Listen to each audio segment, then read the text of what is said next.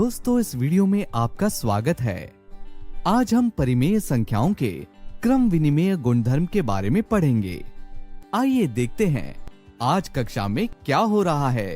बच्चों, राहुल किसी काम से दिल्ली से कानपुर गया और फिर कानपुर से प्रयागराज गया। दिल्ली से कानपुर की दूरी 495 किलोमीटर है और कानपुर से प्रयागराज की दूरी 205 किलोमीटर है।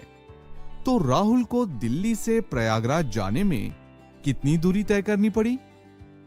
बच्चों, आपका उत्तर 700 किलोमीटर आया होगा। अब राहुल को जब वापस आना था तब वो प्रयागराज से कानपुर गया और फिर कानपुर से दिल्ली पहुंचा। तो बच्चों, अब उसने कितनी दूरी तय की? आपने सही सोचा, 700 किलोमीटर। बच्चों, यहां पर हम देख सकते हैं कि दोनों ही स्थितियों में राहुल ने बराबर दूरी तय की। यहाँ इन संख्याओं को जोड़ते समय उनके क्रमों को बदलने से उत्तर में कोई बदलाव नहीं आया।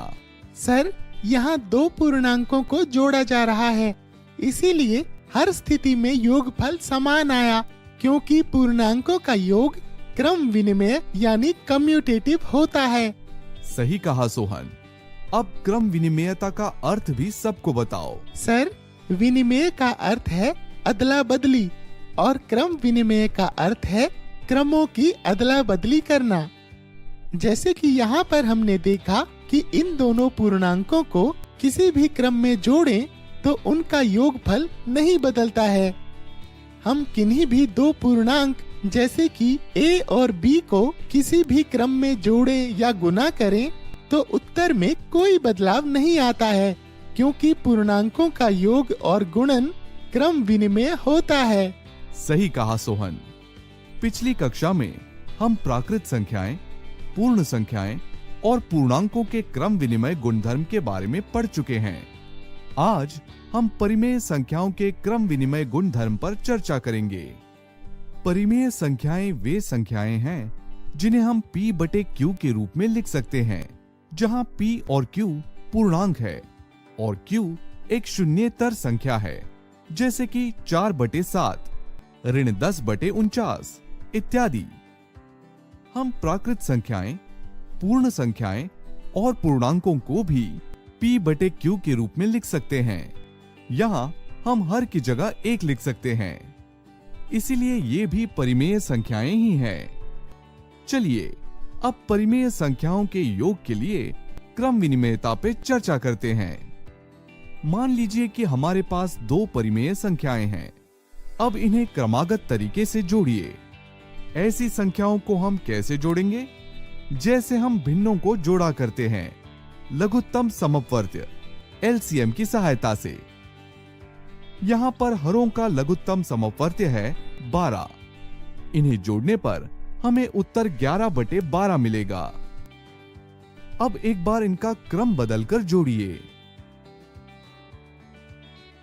हम देखेंगे कि दोनों ही बार उत्तर 11 बटे 12 आएगा। बच्चों, अब आप स्क्रीन पर दिए गए संख्याओं को इस क्रम में जोड़िए। ध्यान रहे, यहाँ पहले सवाल में जो 5 है उसे आप 5 बटे 1 के रूप में भी लिख सकते हैं।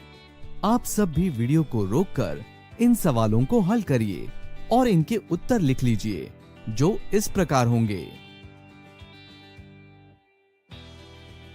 अब आप इन संख्याओं के क्रम बदलिए और इन्हें जोड़िए।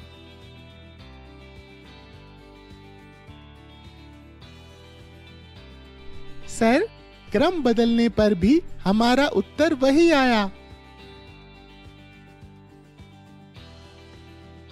बच्चों, आप सब देख सकते हैं कि परिमेय संख्याओं के जोड़ में क्रमों को बदलने से हमारे उत्तर में कोई फर्क नहीं पड़ा, क्योंकि परिमेय संख्याओं का योग क्रम विनिमेय है।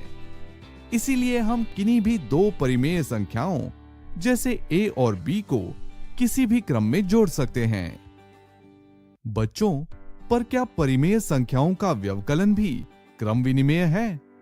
सबसे पहले दो परिमेय संख्याएं लेते हैं, जैसे कि 3 बटे 4 और ऋण 5 बटे 6। अब एक बार ऋण 5 बटे 6 को 3 बटे 4 से घटाइए, जिसे हम इस प्रकार से करेंगे। और एक बार क्रमों को बदलते हुए 3/4 को ऋण 5/6 से घटाइए और उत्तर बताइए। सर, दोनों ही बार अलग उत्तर आया। सही कहा मोहन। अब आप दिए गए कुछ और परिमेय संख्याओं का व्यवकलन करिए। आप सब भी वीडियो को रोककर इन सवालों को हल करिए और अपना उत्तर लिख लीजिए। अब हर सवाल में संख्याओं के क्रमों को बदलकर हल कीजिए।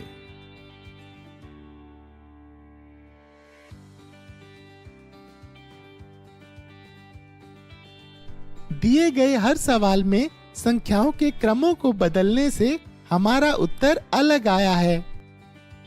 हम यहाँ देख सकते हैं कि व्यवकलन में संख्याओं के क्रमों को बदलने से हमारा उत्तर बदल जाता है, क्योंकि परिमेय संख्याओं का व्यवकलन क्रम विनिमेय नहीं है। इसीलिए हम कह सकते हैं कि किन्हीं भी दो परिमेय संख्याओं a और b के लिए a घटा b, b घटा a के बराबर नहीं है। चलिए आगे बढ़ते हुए एक और संक्रिया गुणन पर चर्चा करते हैं। क्या परिमेय संख्याओं का गुणन भी क्रम विनिमेय है? चलो देखते हैं। इसके लिए हम दो परिमेय संख्याएं लेते हैं। इन दोनों संख्याओं का गुणन करिए। उत्तर आया 35/12। अब इन संख्याओं के क्रमों को बदलते हैं। सर, अभी भी हमारा उत्तर 35/12 ही आया। अब आप सब इन सवालों को हल करिए। इन सवालों को हल करने के बाद आपका उत्तर इस प्रकार से आया होगा। अब इन संख्याओं के क्रम बदलकर गुना करिए। सर, संख्याओं की अदला बदली से हमारा उत्तर नहीं बदला। सही कहा मोहन। ऐसा इसलिए हो रहा है क्योंकि परिमेय संख्याओं का गुणन क्रम विनिमेय है। व्यापक रूप से किन्हीं भी दो परिमेय संख्याओं a और b के लिए a गुणा b बराबर b गुणा a होता है। बच्चों, अब हम परिमेय संख्याओं के भाग के लिए क्रम विनिमेयता की जांच करते हैं। अब दी गई दो परिमेय संख्याओं को ध्यान से देखिए और इन्हें इस क्रम में विभाजित करिए। ध्यान रहे 2 की घात 2 बराबर 4 होता है। अब इन संख्याओं के क्रम को बदलकर विभाजन करिए। इससे आपको क्या पता चला? सर, यहाँ पर तो दोनों ही बार उत्तर एक ही आया। बच्चों, क्या इस उदाहरण से हम कह सकते हैं कि परिमेय संख्याओं का विभाजन क्रम विनिमेय है? चलिए कुछ और उदाहरण देखते हैं। बच्चों, अब इन परिमेय संख्याओं को देखिए और इसी क्रम में भाग करके उत्तर अपनी कॉपी में नोट कर लीजिए। अब इन संख्याओं के क्रमों को बदलिए और कॉपी में उत्तर लिखते हुए इनकी तुलना करिए। सर, इस सवाल के लिए क्रमों को बदलने पर हमारा उत्तर अलग आया। जब हम 0 को 5 से विभाजित करते हैं तो उत्तर 0 आता है, लेकिन 5 को 0 से विभाजित करने पर उत्तर 5/0 मिल रहा है। 5 को 0 से विभाजित करने पर हमें अपरिभाषित उत्तर मिलता है। यहाँ हमने उदाहरण की सहायता से ये जाना कि जब संख्याएं बराबर हो तो भाग करते समय क्रमों के बदलने से हमें उत्तर एक ही मिलता है, लेकिन सामान्यतः भाग करते वक्त यदि हम क्रमों को बदल दे तो हमारा उत्तर बदल जाता है।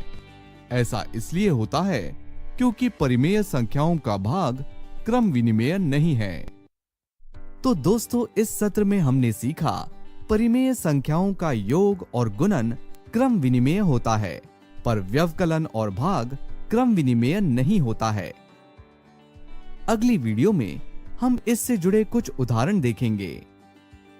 इस सत्र में इतना ही। मिलते हैं अगले सत्र में। धन्यवाद।